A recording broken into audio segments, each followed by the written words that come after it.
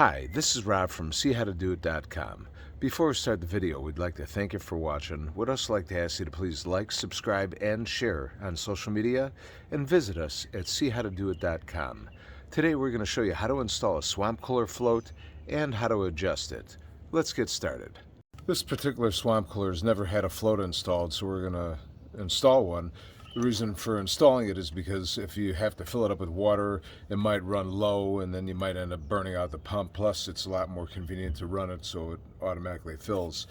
Here's our swamp cooler float, and you could pretty much do this with the float and also a drill bit or even a unibit, because you're going to have to drill a hole in the swamp cooler, and you're pretty much going to want to drill a hole about a little bit bigger than this, which you see this bit is pretty close, or you could do it with a unibit. Start with a smaller drill bit first, and if your drill bit is a little bit too small, you could drill it and then ream it out a little bit.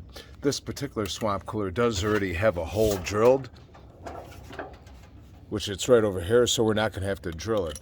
But if yours didn't, you would go ahead and get your drill it out, and you might have to ream it out a little bit to make it a little bit bigger, or with the unibit, go ahead and drill it out and ream it out a little bit, and you're going to want it to fit in fairly easy, just like this one fits in here.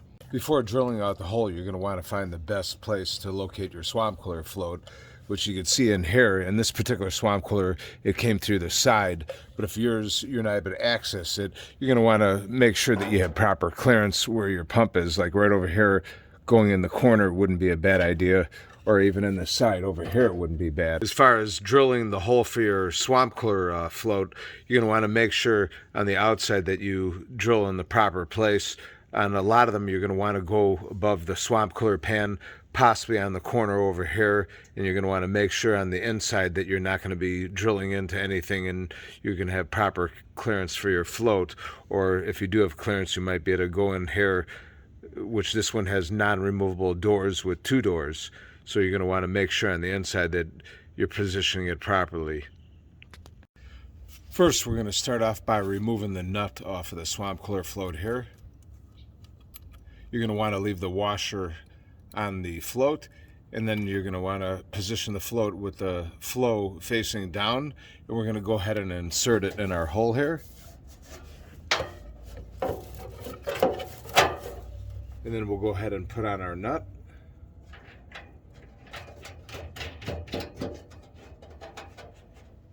And now that we have it in here, you're going to want to go ahead and tighten down this nut, and then from there we'll connect our water supply and we'll start adjusting the swamp cooler float.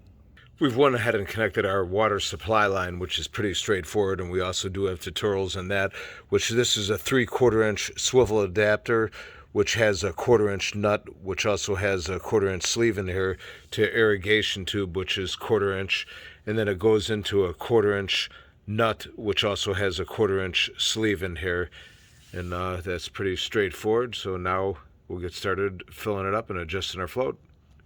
Alright, our water is filling up now. We're going to let it go ahead and fill up. You can see there is a little water line right over here, so we're going to want to go to at least the top of my finger right over there. And when we do adjust the swamp cooler float, generally we'll put a bend in this. As we can see, if we lift up on this bar, the water will stop. So we're going to go ahead and let it finish filling, and we're going to make whatever adjustments we need to do, whether we have to bend the bar down, which looks like we're going to have to bend it down because when we lift it up, it's a little bit too high. So we're going to let it finish filling, and then we're going to go ahead and make our adjustments.